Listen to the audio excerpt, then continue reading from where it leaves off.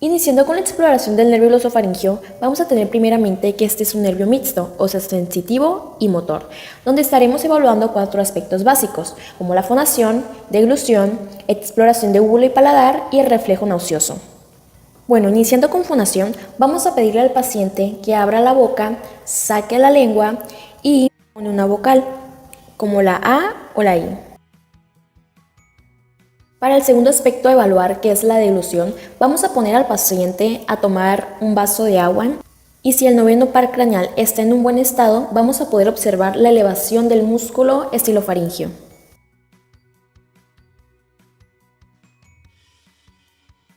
Aquí vamos a estar evaluando tanto el aspecto de fonación como evaluación de úvula y paladar, ya que debemos ver en el paciente que la úvula se contraiga y que ambos lados del paladar blando tengan una elevación simétrica. De lo contrario, va a haber una alteración del noveno par craneal.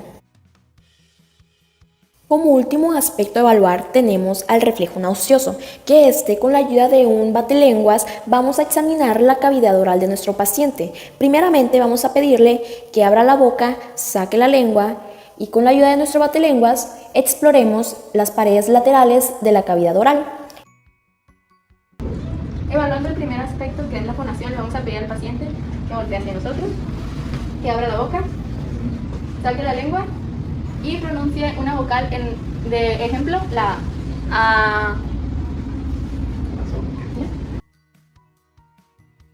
En este segundo aspecto, se le pedirá al paciente que tome un vaso con agua, ya que si este par craneal está en buen estado, se podrá observar la elevación del músculo estilofaringeo.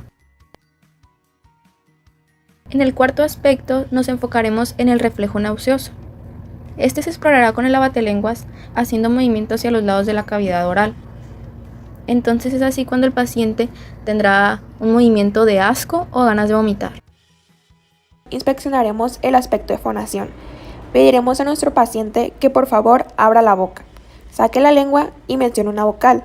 Por ejemplo, en este caso fue la letra A. Evaluar la deglución. Le pediremos al paciente que tome un vaso con agua y tendremos que notar la elevación del músculo estilofaringeo. Uno de los aspectos a evaluar del glosofaringio es la fonación, en la cual vamos a pedir al paciente que abra la boca, saque la lengua y con el batelenguas disminuiremos su lengua y le pediremos que pronuncie una vocal, en este caso la letra A.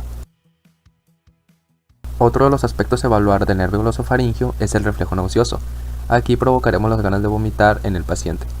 Primero le pedimos que abra la boca, saque la lengua y con ayuda de nuestro batelenguas tocamos las paredes de la cavidad oral y provocaremos que le den ganas de vomitar. Nervio vago. Pasar comida es algo muy cotidiano. Pasar saliva lo es aún más. ¿Alguna vez a mitad de un bocado te has preguntado cómo es que lo logramos? El habla, un tanto del gusto, comezón en el oído y deglución son algunas de las participaciones del nervio en cuestión. El vago. Este 10º par craneal está conformado por fibras muy diversas. En este caso, 3 de tipo aferente, recordemos que son las sensitivas, y 2 de tipo eferente, que son las motoras. De las aferentes, 2 son viscerales, que quiere decir de órganos. En este caso, una es especial, de la lengua, y otra general, de las vísceras. Y la última, somática general, que quiere decir de la piel. De las eferentes, las motoras, ambas son viscerales, pero en este caso una es especial y otra general. Muchas funciones, ¿no? Agarrémosle la punta al hilo y empecemos con su origen. El nervio vago tiene su origen real en 4 sitios: 2 sensitivos aferentes y 2 motores eferentes. Comencemos con los sensitivos. Y recordemos que el origen de la información sensitiva siempre proviene de ganglios. Y en este caso son los siguientes. El primero, ganglio superior o también conocido como yugular, ya que se encuentra ubicado en el agujero yugular, en la base del cráneo, el cual, por medio de las fibras somáticas generales, o sea que provienen de la piel, recibe información de dolor, temperatura y tacto, de el oído externo, el conducto auditivo y la parte inferior de la superficie externa de la membrana del tímpano, para posteriormente enviarla al núcleo del haz espinal del trigémino. El segundo origen proviene del ganglio inferior, y como su nombre lo dice, se encuentra inferior al ganglio yugular. Aquí confluyen dos tipos de información visceral. Comenzaremos con la información visceral general, ABG, que es toda aquella que proviene de ciertos órganos que no tienen ninguna participación en los sentidos. En este caso, del cuerpo y arco aórticos, laringofaringe, tráquea y esófago, así como vísceras de abdomen y tórax. La segunda información que confluye es la visceral especial, que en el nervio vago es información gustativa, proveniente de la epiglotis. Toda esta información se dirige después al núcleo del haz solitario. Ahora vamos con el origen motor. El primero, el núcleo ambiguo. Este núcleo lo encontramos en la médula oblongada, dorsal al núcleo olivar y lateral al núcleo motor del 12. Aquí se originan las fibras EB, que se dicen eferentes viscerales especiales, pues los músculos que inerva derivan de arcos branquiales durante la embriogénesis, por lo tanto son especiales.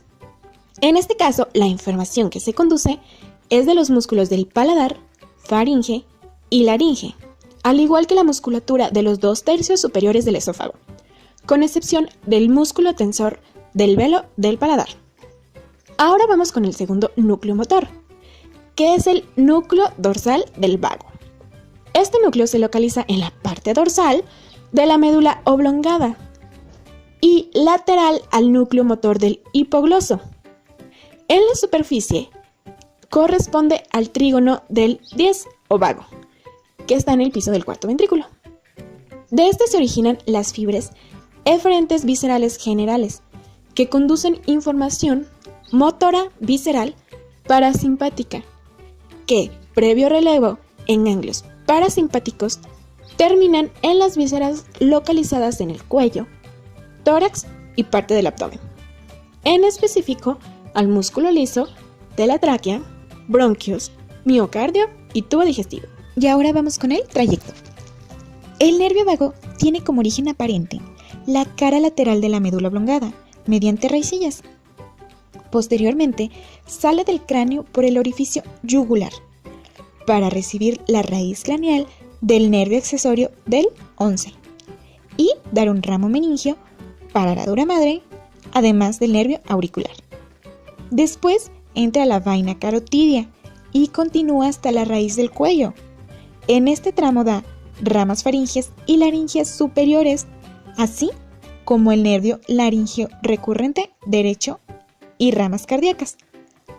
Los nervios vagos se unen al plexo esofágico, que rodea el esófago y que está formado por ramas del tronco vago, pero además del simpático. Luego atraviesa el estrecho superior del tórax y entra en este. Aquí es donde da el nervio laringio recurrente izquierdo, ramos cardíacos, ramos pulmonares que van a inervar bronquios y pulmones, además de dar unas cuantas ramas esofágicas. Al final, atraviesa el hiato del esófago del diafragma y entra en el abdomen, donde termina dando ramos gástricos, pancreáticos, para la vesícula biliar y para el intestino, en este caso hasta la flexura cólica izquierda. Ahora sabemos que es el nervio vago el encargado incluso de ejecutar acciones que nosotros no controlamos. ¿Qué tal? Resulta asombroso, ¿no lo crees? Los pares craneales de nuestro cuerpo hacen funciones únicas y es realmente interesante cómo es que cada uno se ocupa de su tarea en especial. Continuemos con la observación del 11º nervio craneal, el nervio accesorio. Es un nervio motor que inerva únicamente dos músculos. El nervio accesorio discurre alrededor del extremo superior de la vena yugular interna. Después pasa hacia abajo y atrás por detrás del vientre posterior del músculo digástrico. El nervio discurre por debajo del esternocleidomastoideo, que se agrega a la imagen.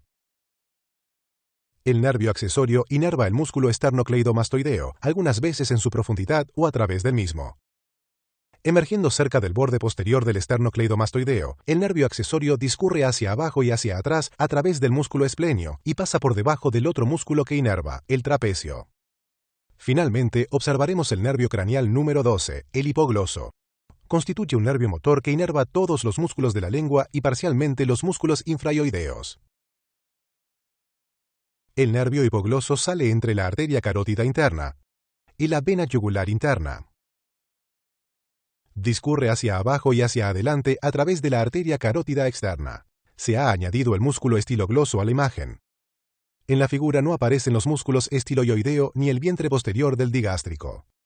El nervio hipogloso da origen a este ramo descendente, después gira y sigue avanzando. Discurre justo por debajo del músculo estilogloso y avanza en el espacio entre el hipogloso, medialmente, y el músculo miloioideo, lateralmente. Por este mismo espacio pasa el nervio lingual. El nervio hipogloso inerva todos los músculos de la lengua, incluyendo los intrínsecos, y también el músculo genioideo. Para observar el ramo descendente del nervio hipogloso, nos desplazamos hasta por debajo del cuello. Aquí se muestra el ramo descendente del nervio hipogloso. Sus fibras, de hecho, provienen de C1. Discurre hacia abajo y hacia adelante por delante de la vena yugular interna. Se le une este ramo de C2 y C3, formando un arco denominado asa cervical. Los ramos que nacen del asa cervical dan inervación motora a los 4 músculos infraoideos. En el estudio de los 12 pares craneales nos hemos concentrado en los principales aspectos de cada nervio y hemos omitido muchos de sus pequeños ramos y de sus interconexiones. También hemos omitido la compleja inervación autónoma de la cabeza y el cuello. Los detalles de los sistemas simpático y parasimpático en esta región son muy pequeños para poder ser observados de forma clara en estas disecciones. Se entienden rápidamente en diagramas a los cuales estoy seguro ustedes tienen acceso.